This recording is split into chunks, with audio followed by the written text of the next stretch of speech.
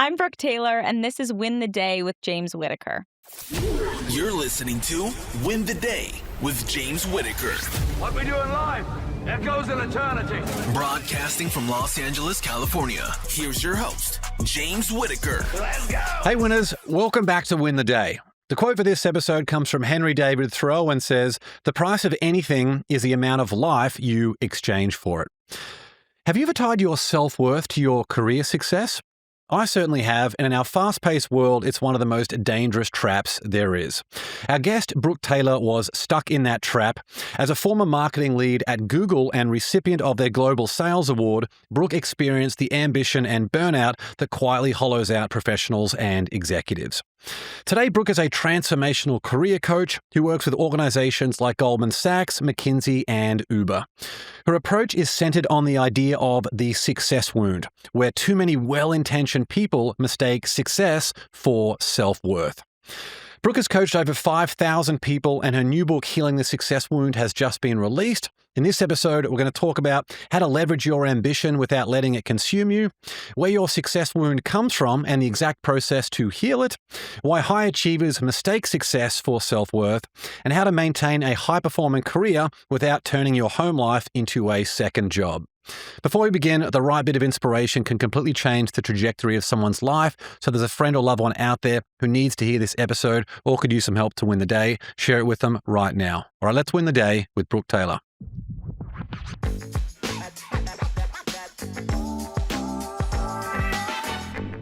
Brooke, great to see you. Thanks so much for coming on the show. Thanks for having me. Well, I know we've been trying to organize this for a while. You've been on the tour for your book. How has it been so far?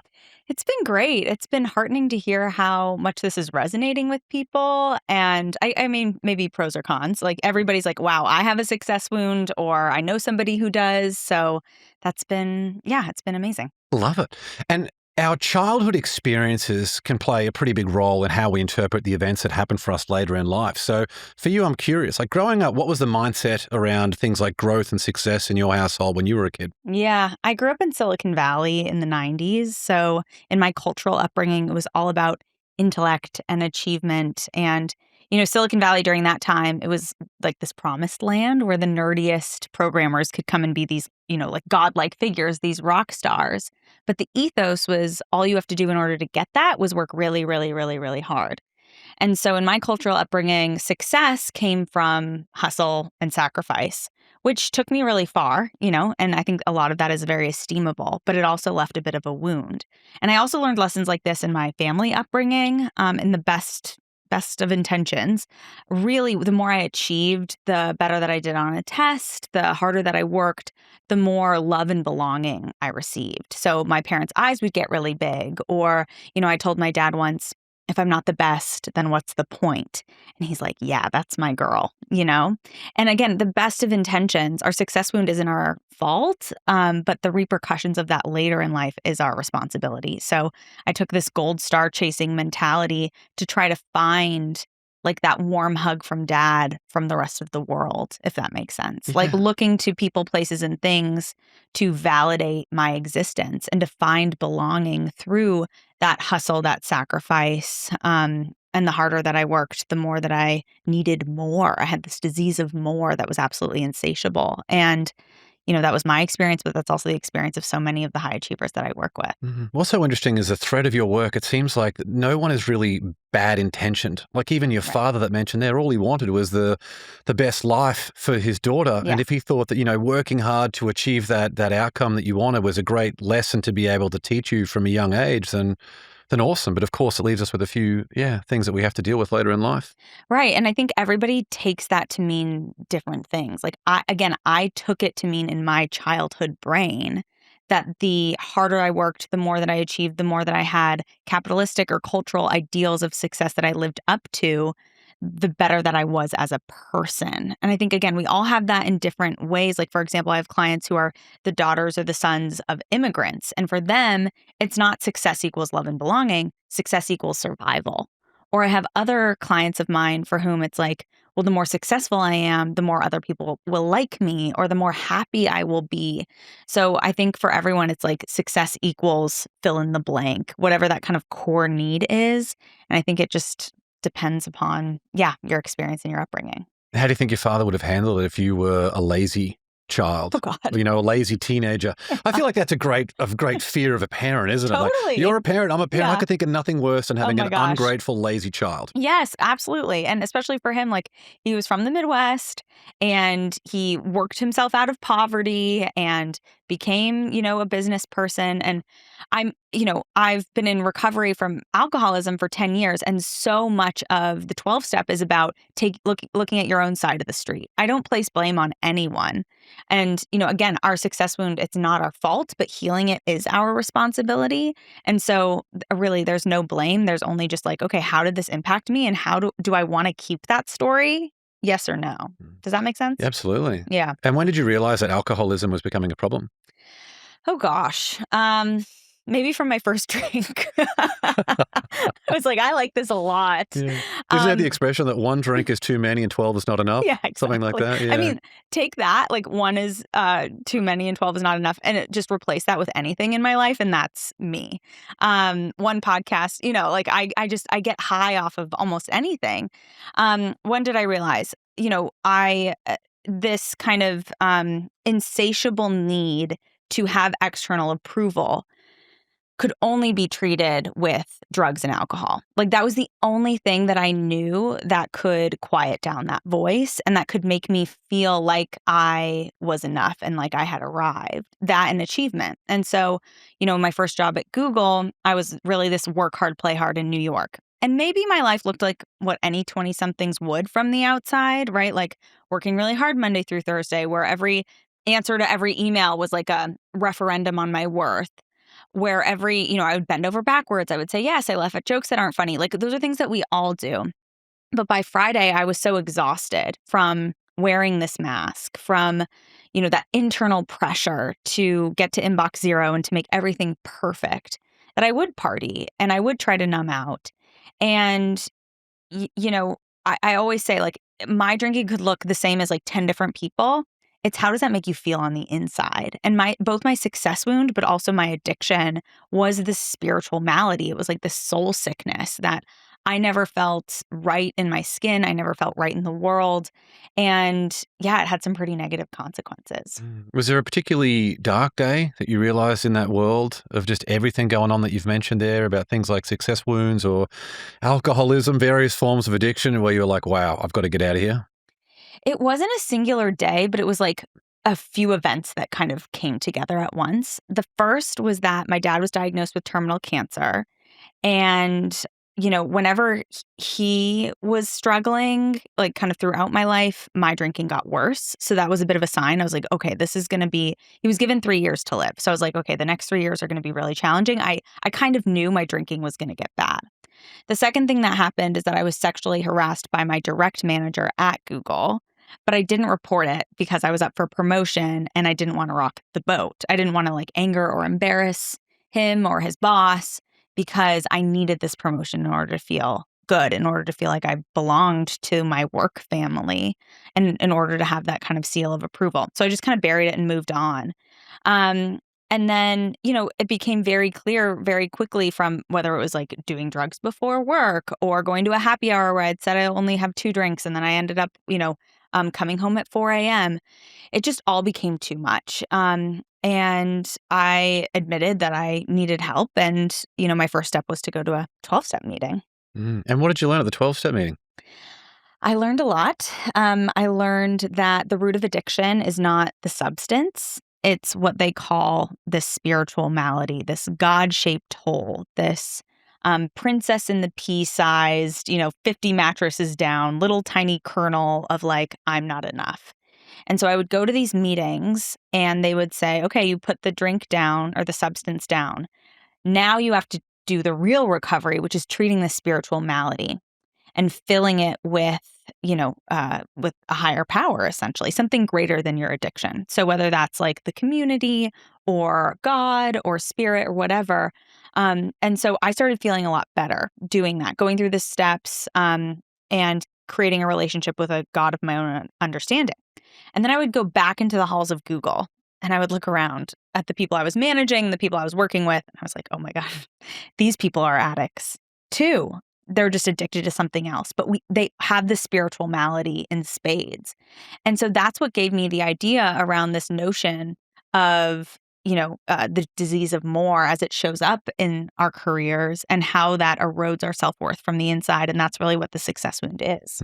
Self-talk is such a big one. Did you have a journey with negative self-talk? Like for me, it was something it was the final battle that I really overcame before I really felt like I just had a much greater sense of, self-mastery is a bit, I'm not talking about sort of self-mastery, but I had much more control over my life.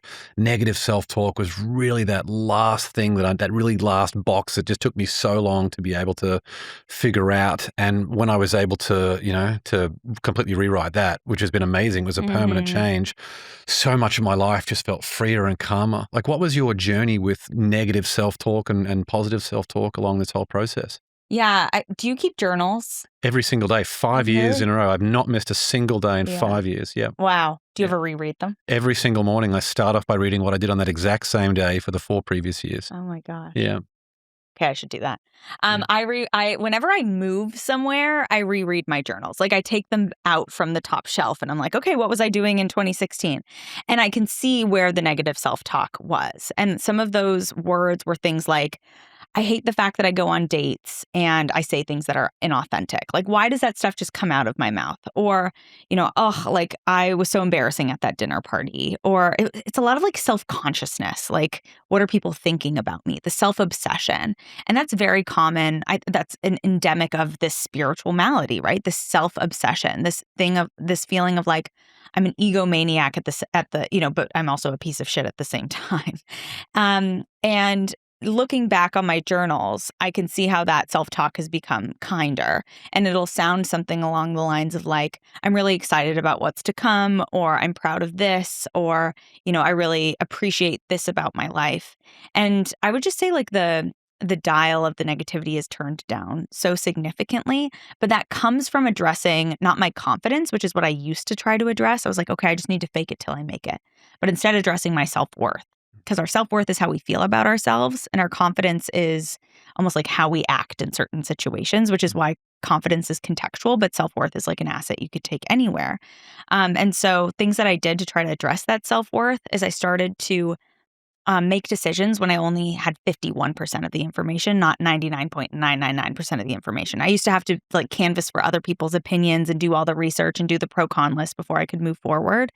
But making decisions from that place has strengthened my intuition, and it's allowed me to be like, oh, I have good judgment, which is a very esteemable idea. And so learning to lean on that intuition and make decisions from that has really increased my self-worth. Negative self-talk was such a tough thing for me to overcome. It's like I could be so nice to everyone else, but had this rage in the way that I spoke about myself for just some of the smallest things that had absolutely no bearing on my day or on my life at all. I would just have this, it was almost like this loathing. And then I read the story about how Jerry Seinfeld got good at comedy. He bought a 100 board where you have 10 rows, of 10. So it's one numbered all the way through to 100. And every single day that he did a specific action, for him it was writing comedy, he would cross that off with a permanent marker. And then the goal became, don't break the chain.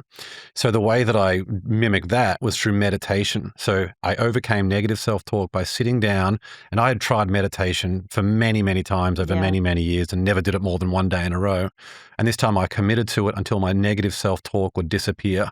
And after 63 days of doing a daily meditation practice and crossing it off every single day that I did it, that negative self-talk completely disappeared and has not come back. Wow. And when I do this daily journal entry now in the morning, it always includes like a bit of a recap of what was unique about the last 24 hours. I can see that they're looking back at these previous journal entries of, it's a bit like watching a movie where you see the main character and you're like, no, don't do this. Like, why are you making this decision? Why are you allocating your energy over there? And I also write down things like, what's one thing that I'm feeling grateful for? What 3 things will I do to make today a win? It's a reminder, like a checkbox for intentional breath. And then there's a lesson if something just comes to mind. So probably one in every, maybe once a week, I'll put down a lesson of just something that I want to remind myself of in the future. So as I'm reading back on these previous journal entries, it's so interesting just being able to, you have experiences and lessons from your past, hyper-personalized to you, informing the decisions that you make in the present. That just means your life that compounding benefit that you have is just so much faster. Yeah, that makes a lot of sense. Yeah. Do you think, well, what I like about those prompts is that they're hyper specific. It's not general, like 5 things that you're grateful for, because it ends up being general. Like when you ask specific questions, you get specific answers. Yeah. And so I like that there's hyper specific. Yeah, I tried all that stuff, like, write down like 30 things. There's some things like literally like write down just 30 things that you're grateful for. Right. What you're doing is you're trying just to get the task done, not what am I feeling grateful for. Right. Yeah, all those things. It makes a big difference. Yeah. Mm-hmm. And I was just never someone, a lot of people think, oh, I hear the word journal. You must be confessing your deepest, darkest feelings.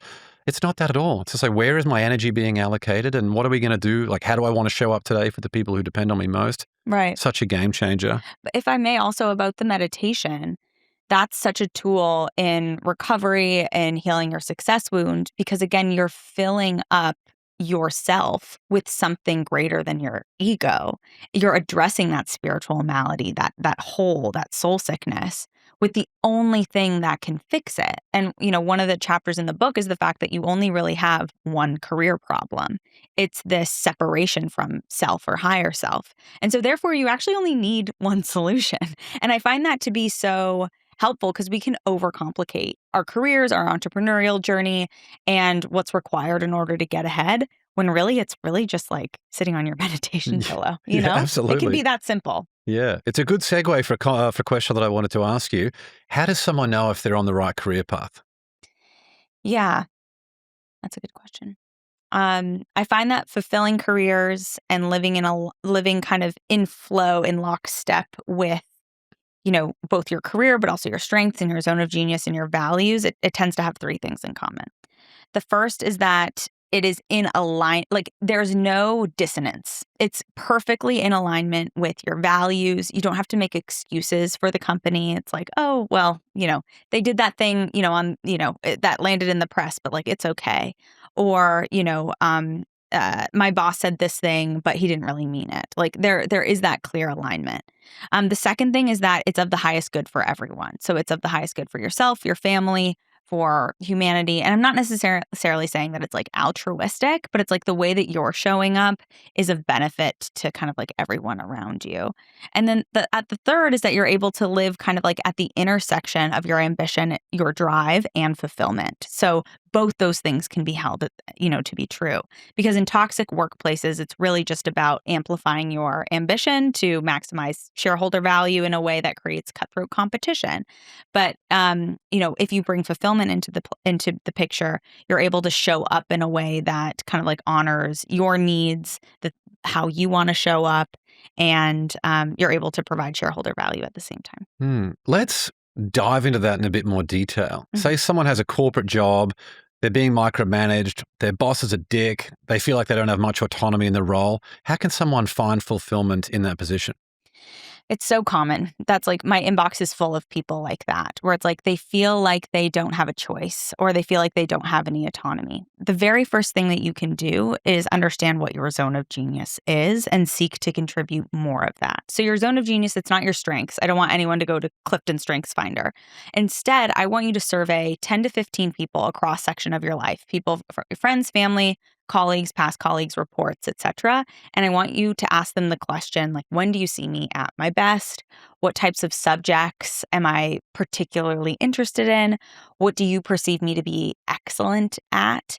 And to really kind of get very clear on what that genius is. And when you can contribute more of that, that tends to naturally increase your sense of fulfillment, increase your sense of flow, because we can't help but like things that we're good at. Right. And it's not like, okay, you have to pivot careers entirely. These are 1% changes that you make every single day, right? Like, it's like, okay, how could I have one more networking coffee because connection really puts me into my zone of genius? Or how can I mentor somebody like just a little bit more today? Or, my emails that fill me with a sense of dread and panic, like, can I run like some sort of Claude algorithm to filter things or to help me respond in a different way? It's those small little things that really do add up every day, don't they? Yeah, it's such simple but brilliant advice, right? Do more of the stuff that's in your zone of genius. Yeah. I found with people, just because we've had one career phase in our life, that we feel like we need to be linked to that forever. Yeah. So just because you've done one thing, I spent 10 years longer in the financial planning world. And I loved it at the time, but it wasn't something that I wanted to do forever. Mhm. And it was the moment that I started really that process that you mentioned there, and that process of awareness and finding yourself. It's like, oh, win the day is what my baby is. So I was able to find that was what I really wanted to do. And everything else, once you have that concentrated effort, everything else comes into it. And it takes time, doesn't it? Like Yeah. for me, it took, okay, so between the time that harassment happened and I pivoted jobs within Google. So I didn't leave Google, but the harassment happened and I pivoted jobs. That was 2 years. So there were 2 years where I was still reporting to this person, 2 years where I was still, having to change my ways of working while still being in a cutthroat sales organization. And it was excruciating in some ways, but I made those 1% changes every day, knowing that this wasn't going to be permanent.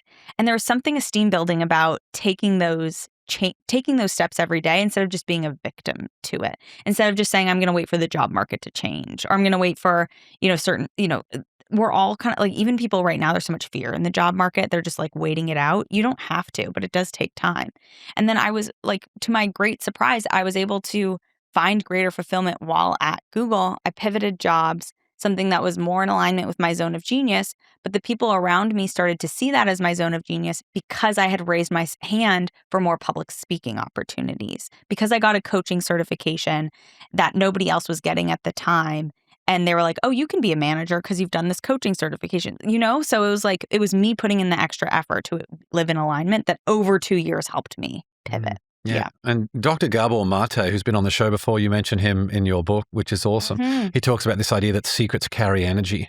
So if you've got that situation that you're going through that you don't want to really share with anyone else, Mm-hmm. and years pass while you're feeling that inside, that has Yeah. a massive impact on how you're showing up every day. Yeah, totally. Yeah. That's so true. And part of addiction recovery, which Dr. Maté talks a lot about, is it's called a fourth step and a fifth step, where you essentially write down all your secrets, the things that cause you shame and the things that cause you resentment, and you share them with people. In the book, I don't do that so much, but I do talk about the need to understand and decode your emotions as such an essential part of your career development. And I think whenever we have those kind of like either maybe like a secret resentment that you're harboring towards your boss, or a secret resentment that you're harboring towards your colleague, or maybe something happened at a conference that you can't shake, you do want to not just talk to people about it, but like understand how that's sitting within your body, because I think that can be carried through your day to day, and it causes that emotional fatigue over time. Mm. Yeah. Got to get it out there, have the conversation. Mhm. Yeah. Your new book is fantastic. What's the problem that you wanted to solve with your new book, and who do you want someone to be once they've finished reading it? Yeah. So again, for the last 10 years, I've been coaching mostly women, high achieving women in tech, finance, entrepreneurship, law, fashion, healthcare, etc. And they'd come to me with the very classic kind of career issues: imposter syndrome, perfectionism, burnout, low self-confidence, procrastination, all of that.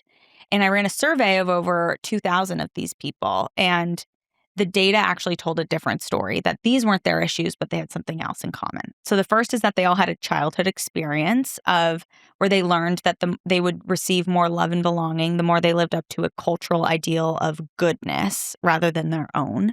And they started to believe that their worthiness of love and belonging was contingent upon living up to this ideal rather than the inherent goodness of who they are. The second thing that they all had in common was this emptiness, this empty feeling, this soul sickness. I call it an empty cup feeling, this feeling like your cup should be full of all these achievements, but it drains almost as soon as the, promotion lands. They all had that. And then the third thing that they all had in common was a habit of chasing more significance, approval, external validation, the next thing in order to fill that cup. And so those three things are the success wound. And so my intention with the book is to help finally give a name to this feeling. It's something you hear about all the time. Like I even saw like Theo Vaughn and Jason Momoa were talking about this. My husband's like, oh my God, like the manosphere is talking about it, right? Like that feeling of, gosh, like I thought it would feel different being this A-list celebrity, or I thought it would feel different having started my business, or I thought it would feel different having finally gotten to the brand name employer. And I think we have that. I thought it would feel different having a book in the world. I'm grappling with that right now too. Humbling.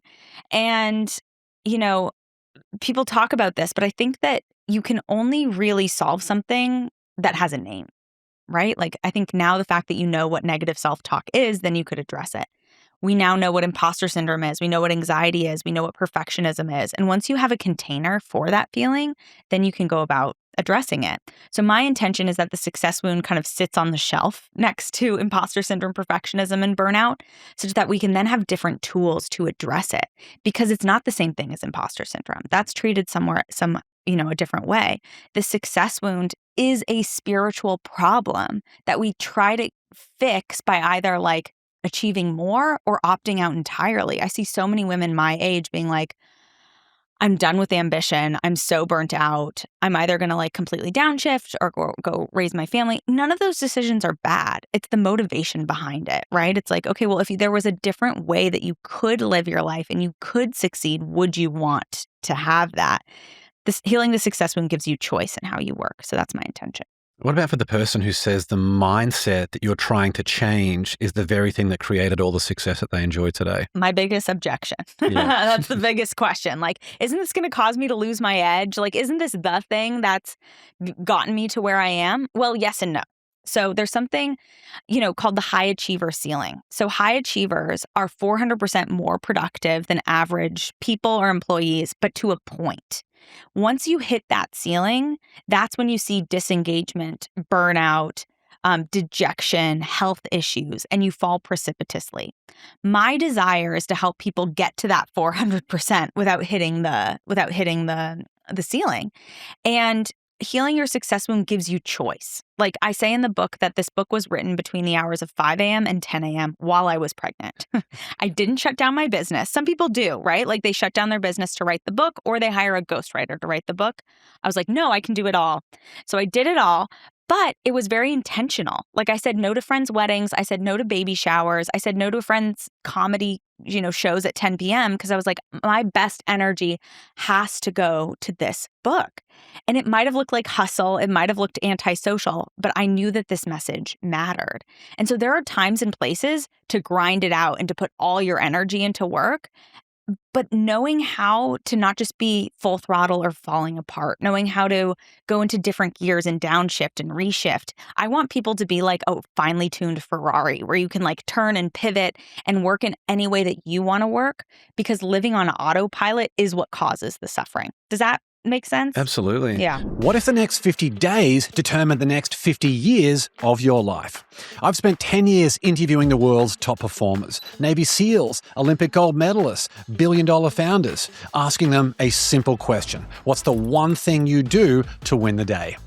Those answers are now yours in a free ebook called 50 Ways to Win the Day. 50 battle-tested actions from ordinary people who use them to become extraordinary. Are you next? Let's find out. Download your free copy at win.day/50ways or click the link in the show notes. And you can see that where people have a different energy at work than when they come home. Like if they bring that aggressive masculine energy that they're using in the workplace into a household with young kids, it's going to be very challenging. Or, to a spouse who mightn't be in that same energy. Do you have a process to help someone be able to shift that energy so they can bring the right energy to whatever situation they're about to walk into? Yeah. Chapter 5 in the book is called A New Way of Feeling.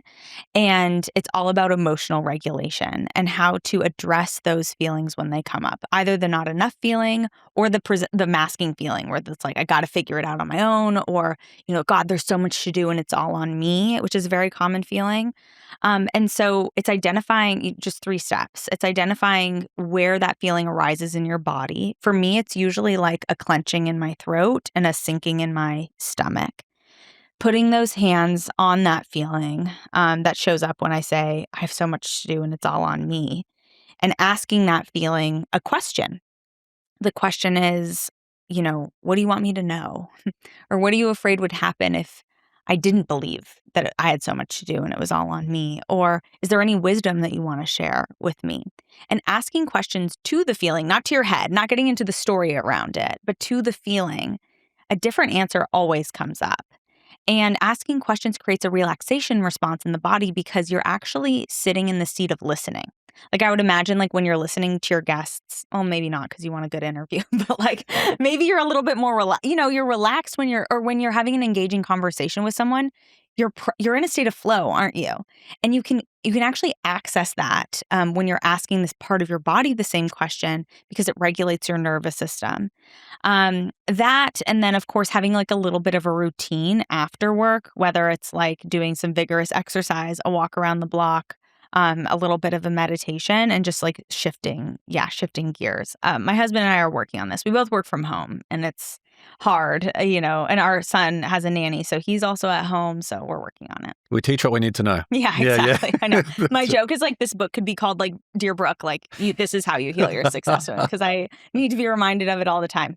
So good. I just love how honest you are about all this stuff too. So it's really good. Yeah. And this idea of trying to stop taking on so much, yet almost everyone in this situation is addicted to that, right? Like they're constantly looking for another problem to solve rather than trying to address the feelings of what's created the stressful moment that they're in.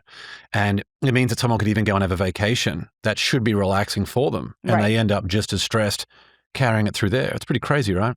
Right. And what's interesting is that like what you just described is actually only one of 5 flavors of the success wound. That's that grinder, where the people who believe that the more that they achieve, the more loved and valuable they will be. And so their nervous system is only comfortable when it's pushing.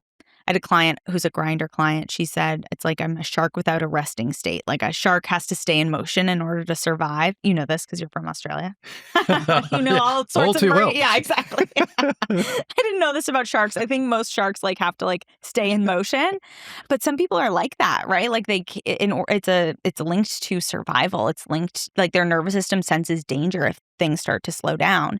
So I share that just to say, like, for some people, the medicine is learning how to slow down and regulate in that way. For other people, the medicine is actually to take on more, because they tend to be people who cling to their comfort zone and people who are like, I don't want to get overwhelmed or I'm too scared. So just to say that like your success wound could look like overfunctioning or underfunctioning. It could look like people pleasing. It could look like being selfish. Like but it's all rooted in the same thing. Yeah. Some of those grinders, when they're looking for like something else to do, in their mind, that's how they feel valued. But what they're doing in many cases is actually pushing away the people. They've already got everything there that they need. Yeah. You could be pushing away your spouse. You could be pushing away your kids. It's like how much of this stuff is really important to you right now. We've had Dr. Ellen Langer, Harvard psychologist, on the show a couple of times. She has this quote that has completely changed my life.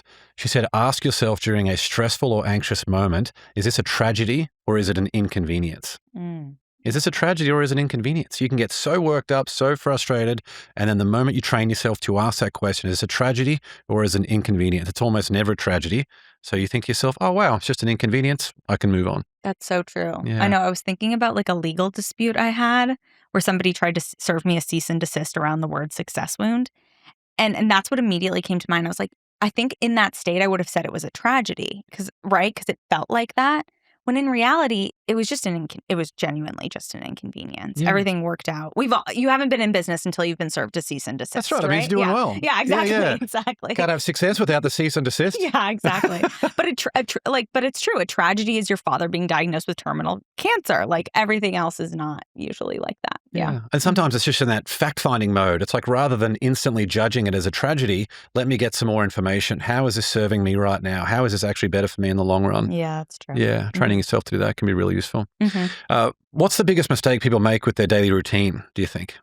I think it's having email on our phones. I was about to say phones in general, but I think it's the email on the phones. I think it's the fact that we feel like we need to be always on and always reachable. That's the thing that really takes over most of my clients, because that grinder mindset gets fed that way. So of course, in our daily routines, what does that mean? We're filling our silence with work. And even probably more so than other distractions. But the work idea is like it just raises our cortisol all the time. And I think the other piece of this is with AI. So many of my clients are trying to get up to speed on AI, and that is taking away the time that they used to be spending on visionary things, thinking forward, thinking bigger, maintaining your perspective.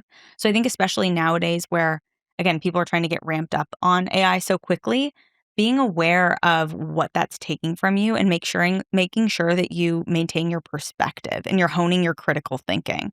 I'm always just like, okay, because even if you look on social media, what goes viral, it's a hot take, it's a perspective, it's a synthesis. It's no longer teaching 5 tips, it's perspective.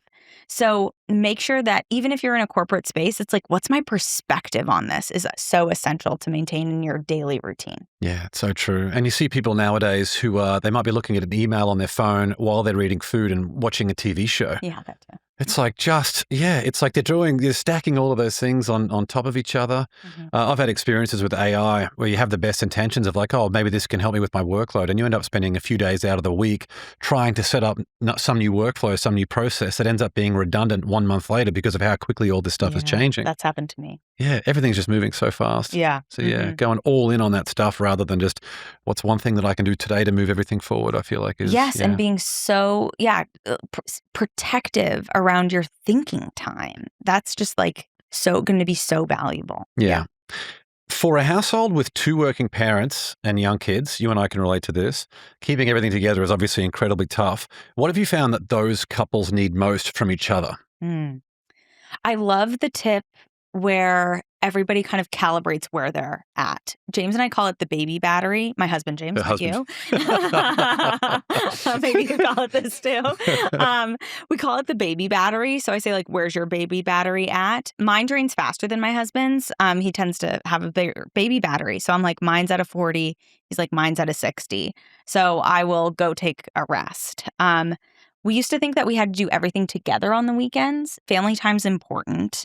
But I think trading off has been better for both of us because we both work full-time jobs as business owners. And I think that kind of like acting as a team in that way so that we can both put on our oxygen masks first has been really essential. I know some people are so careful about protecting that family time. I'm actually a fan of like dividing and conquering. What do you think of that? Huge fan of divide and conquer. Yeah. It's nice to. So we the other day took the kids out. We rented bikes, like these e-bikes. I haven't been on a bike in 20 years. It's amazing to see how much technology has advanced in the world of cycling. Shout out to the bike center in Santa Monica. We went and rented some bikes. I had the 2 kids, so 2 50-pound human weights on the front of my bike. This really long thing. Oh my wife had an e-bike just to herself. She just ripped ahead of you. Exactly. Yeah. She was so much faster, but you really don't have to do much pedaling. For me, it was the turning circle. I felt like I was the captain of this big cargo ship. And that was just such a fun thing to do. It was a unique experience that was outdoors and it was active. Yeah. And that's the thing for like, it's sort of that criteria of those 3 things that enables you to have a really fun time. We just melt down if we're all inside together. We need to get out and go and do something. Yeah. And it's easy for me to be able to look at my phone. So being able to go and be active, I can't look at my phone if I'm, 2 kids on the front of the bike. And it was an amazing thing. We did that for about an hour. And then my wife and I divided and conquered for the rest of the weekend. And the kids loved it. They said it was the best weekend that we'd had in forever. Sweet. Yeah. I wonder if it's because there's this notion of novelty. Yep. It's something different. Absolutely. Right? And so even for you and I, where I'll speak for myself, my day can feel, time goes fast when you do repetition. Now, routine's fantastic, obviously, but it can make time speed up a little bit. So having those moments of novelty is really essential. The way that I think about novelty is through the lens of the quote, familiarity breeds contempt. It doesn't matter what it is or who you're with. Eventually, you will reach a point where you just get a little bit sick of whatever it is that's going on that gets too familiar. Yeah. So just doing something different to mix it up is such a big thing. Yeah. Yeah. And I used to get that novelty through travel, and now I don't anymore because we talked about I'm never getting on a plane with a 16-month-old. So, I'm just like, okay, what can we do that's different today? And then how can we trade off and take time for ourselves too? Yeah. Something we've been doing as a family that's been such a game changer. Like we've been living in this apartment by the beach while we're doing a big renovation on our home. And we have this, it's called a matching game. So it's from Spidey and Friends. So this kid's animated TV show that my son loves watching. It's these cards where all you got to do is, you put them all face down and you got to flip it up and find the pair. And we just play that. So it's my daughter and I against my wife and our son. And every single night that we play that for about 20 minutes, it has been the best bonding thing. I just can't imagine a game for probably costs $5 that would have just brought the family together more than doing that. Even some little puzzles we've been doing together. Oh, bring back games. Exactly. I love games. No more TV shows where the Oh my kids are staring at a screen, parents are staring at a screen. Mhm. Everyone hates each other once the screens are turned off. It's so true. It's Bring not back much fun. games. Okay, you're inspiring me. And what about women specifically? Because I know you have worked with, a large percentage of women throughout your career and all the people that you've coached. What is it that women specifically need? Yeah, women need the tools to address how they can raise their self-worth. I think, the first chapter is really about the cultural wounding because in a lot of ways the success wound's a bit of a misnomer. The wounding is in the culture and it's how it gets transcribed into us. And so things like, the maternal wall or the maybe baby effect, where women who are of a certain age where they could or might have a baby, they get passed up for promotion more often than other people. Or, the fact that when people come back from maternity leave, they're often given like the lesser clients because there's an assumption that they won't be as focused or dedicated, for example. Those are just two like very small examples of how the culture can treat women differently. And then there's also like women without kids who often struggle more in the workforce than any other group because they're expected to pick up the slack. They're expected to the ones who are working over spring break and Easter holiday where, people with kids are off. And so they're the ones who are filling in the gaps. So just knowing that this slowly erodes our self-worth, not just our confidence, but our sense of self. And so what does capitalism try to fill it with? Buy this, do more, aspire to be this kind of image of a successful woman. And so instead, I think it's really about cultivating a spiritual path or a spiritual relationship. It doesn't have to be through religion. It doesn't have to look anything like, anything that you don't want it to look like, but developing a relationship with the higher power of your own understanding. The second is learning how to make decisions when you have 51% of the answers. And then the third is really understanding like what makes you unique. What is that kind of like gift that you do want to share with the world? And leaning into that more often than not. Because I think a lot as women, again, we're focused on like, okay, heal my imposter syndrome, heal my perfectionism. When really, if we just address the self-worth wound, all the other stuff tends to fall away. I love that. Mm-hmm. A big question that a lot of women grapple with is this idea of focusing on career versus when I should have kids. So a lot of people are putting off kids so they can focus on their career and have that advancement. What information do people need to be able to make the right decision? I think this might be the topic of my next book. I'm fascinated with this idea because so many people between, roughly the ages of like 35 or 45 are coming to me and being like, I want to get to the next level in my career, or I want to change companies. Like I've been at this company for 10 years. I want something else, or I do want to make manager, but I also think that I want to have kids.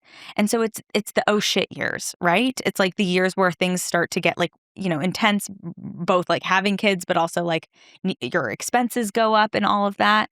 So the decision-making matrix, I think, between like whether I have kids, all those things is first of all, just decreasing the time horizon. So just naming, it's like, okay, what type of season do I want to be in for the next 1 year? Like what's the clearest, most inspiring vision that I can see for the next year?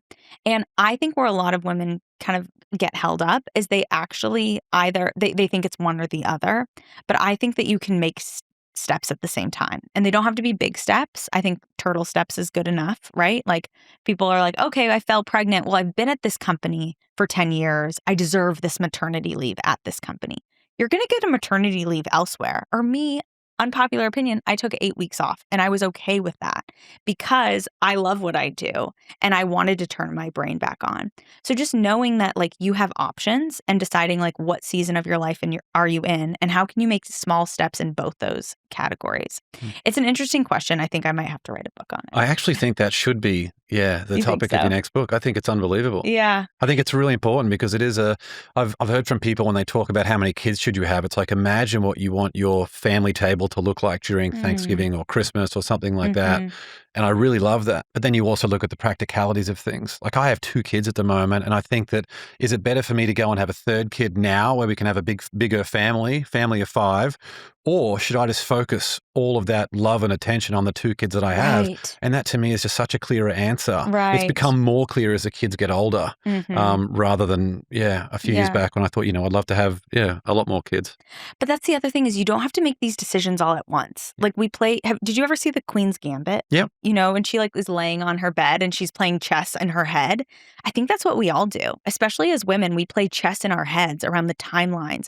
Okay, if I get pregnant at this time and then I get promoted here and then we can move to the suburbs at this time. And then if my mom falls sick, in 10 years, then I can take care of her. You're trying to solve the next like 15 years of your life, when in reality, if you just take the next right action, things tend to unfold as they do, don't they? And then clarity comes through action. Absolutely. A question I wanted to ask you is, for you personally, how do you balance your hunger for future achievements with happiness in the present? Yeah. That's a good question. I think it's first recognizing life is long. So I've been in a phase over the last 3 years. The words have been book, baby, business. So getting pregnant, writing the book, which is one thing, launching the book which is another thing, and writing my business. I've been so focused on those things. Social life has gone out the window. Like, I don't feel very I have good friends, but they're in San Francisco and New York. I don't have a lot of friends here. And it's not me, because I'm a social extroverted person, but I've been so focused on this. So I'm now kind of ending this season of this kind of heavy, hard book promotion. And I want to go into a bit of a softer season where I do actually want to spend a little bit more time with my son, maybe like half days on Fridays, him and me. I want to join the mommy and me group. I want to make some more friends. And I know that doesn't mean that my business isn't going to do well, or I won't write another book in another time. So I'm a big fan of knowing that life is long and knowing that everything will come kind of in its due time, and also experimenting a little bit with being that fine-tuned Ferrari. Can I do all this work and then rest and see what comes and fills in that space? I'm excited for that. And I guess, also just knowing that success is all these facets, right? If you're not connected to people, you don't feel successful because you have nobody to share it with. So that's what I'm going to be working on, is building community. Yeah. I love it. There was a really interesting thing that you put in your book, actually. It was right at the start where it was talking about, I remember I paraphrased it a little bit here because it was very lengthy. Quote me back to me. Yeah, it was from the choreographer Martha Graham that said, there is an energy, and again, I'm paraphrasing, this is not verbatim, but essentially the summary was that there is an energy within you, a unique expression that you must harness through action and never compare to what others have. You don't need to believe in yourself or your work, but you must keep yourself open and the channel open. Yes. That just keeping everything open is such a big one. I read that thing probably 50 times once I saw that in your book. I thought it was such a brilliant inclusion. Mm-hmm. And in a fast-paced world that we're in, where it can easy to feel overwhelmed and like everything is a mess, but just there's so much just advice and guidance and just so much wisdom in that. Yeah, I love it. I chose that quote because it talked about, your creation is divine. Your career, whatever you choose to do with your ambition, is a creation. And it's not your job to compare it to others. It's just your job to keep that channel open and to keep downloading, what do I want to create next? And not from a place of it needs to be this or it needs to be that successful, but what can I create next? And there's another quote in there that says, she calls it, there's no satisfaction. There's only a queer divine dissatisfaction. And that queer divine dissatisfaction is the success wound. And I think it's so wonderful because it's divine, but it does keep us motivated and marching. So, when you include something like this, I thought it was just like a cute copy and paste. And then let's Martha Graham. You have to get approval from the copyright owner to do something like that. And so I had to message her estate and explain the book and explain where it would be placed. And they're like, they had to approve it, essentially. So I was so grateful that they gave me the approval to use. For a $5 million donation to the estate, we'll let you. I was like, what's it going to cost me? Yeah. It wasn't that much, but it was worth it. Isn't it funny when you see some things out there that people are using that clearly hasn't been cleared, and you're like, I have to go and get clearance for something that's much smaller that is so obviously in the public domain. And right. I know. It's so interesting. I didn't know. I had all these very cute epitaphs at the beginning of each chapter, carefully decided upon quotes, but you have to hunt down the copyright owners and ask. Yeah. So I ended up not doing it. Yeah, if you get a lawyer who's strict with all that stuff. Right. Yeah, your book launch can be 10 years away. Exactly. Getting the clearances. Last question. On your best day, what's an affirmation that you would write on a flashcard that you could show yourself on your worst day? Yes. So I have a story around this. It was January 2025. I'm 37 weeks pregnant. January 15th is when my book is due. And on January 8th, the LA fires broke out. I go up to my roof and I see more smoke and fire than sky because we're like a mile as the crow flies. And so my first thought is like shock and horror and, oh my God, we have to get out of here. And then my second thought was, oh my God, my book's going to be late. Oh my God, my book's going to be late. Like, what are they going to think? Like, is this going to delay my launch? Is this going to hurt my business? And what are they going to think of me? Are they going to think I'm delinquent? Spiral, spiral, spiral, spiral. So we're kind of getting out of the house. And I confess to my husband, I'm obsessed with my book and my success wound is acting up. I say that. And he's like, what do you have on your bathroom mirror? I was like, oh yeah. On my bathroom mirror, I have my definition of success, which is success comes from my being, not my doing. And I have to look at that every single day because it keeps my success wound at bay. And it reminds me that how I show up in my presence is more important than anything that I produce. And from that space, my nervous system was regulated. I could email and ask for a small extension because we were evacuating. And that's what I have to remind myself every single day is my success comes from my being, not my doing. And that means I can show up here and not be obsessed with like every single perfect answer, but be present with you, which naturally then comes up with, more creative answers than the textbook right answer. So yeah, that's it. Brilliant. Yeah. Absolutely love it.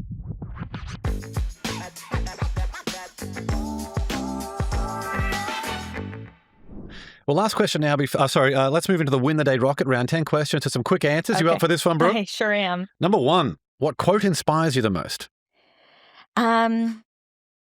Probably the Martha Graham quote. Yeah. The notion that, we have a queer divine dissatisfaction that keeps us marching, but also keeps us more alive than the rest. Number 2, morning coffee or evening wine? Morning coffee. 10 years sober. Number 3, what's one bit of advice you would give your 18-year-old self? I would just reassure her to, keep stepping outside her comfort zone and challenging herself in ways and embrace the cringe. Good advice. Number 4, what book do you gift the most or that contributed most to the mindset you have today? It's a little cliche, but I love Eat, Pray, Love. Yeah. Eat, Pray, Love was like revolutionary in my spiritual journey, and it's something that I kind of return to over and over again. Number 5, was there a vulnerability you once hid within that became your superpower? My addiction. That was something that was really, really hidden, and now it's 100% my superpower. It's a design for living. It's my spirituality. It's how I interact with people, and I'm so grateful for it. Number 6, what's one thing you've learned about failure? That nothing's ever as good or as bad as it seems. I used to think that was a bit of a bummer, but when I fail, I'm like, okay, this isn't as bad as it seems. And then when I succeed, I'm like, okay, it's not as good as it seems. And I think that really helps me level out a little bit because I can get really high or really low. Number 7, if you could sit on a park bench and have a conversation with someone alive or dead, who would it be? Oh, man, these are really great questions. I don't know. Alive or dead? I guess Michelle Obama. She's my hero. I love her. Number 8, what tool or resource best helps you run your life or your business? Meditation, 100%. Yeah. What type of meditation do you do? I just do like visualization meditation, energy healing, like a bit of Reiki on myself, and it really clears out my energetic space for the day. Yeah, I think that visualization, manifestation, meditation is great. Yeah, it really helps me. Yeah. Number 9, share one thing on your bucket list. I would love to open up a little like coffee shop bookstore in Paris. That's been like a dream of mine forever. That might be like a retirement plan. Hey, that'd be cool. Yeah, wouldn't it? I think Yes. it'd be a beautiful space. I'll fly over for the launch. Please. And last question, number 10, what's one thing you do to win the day?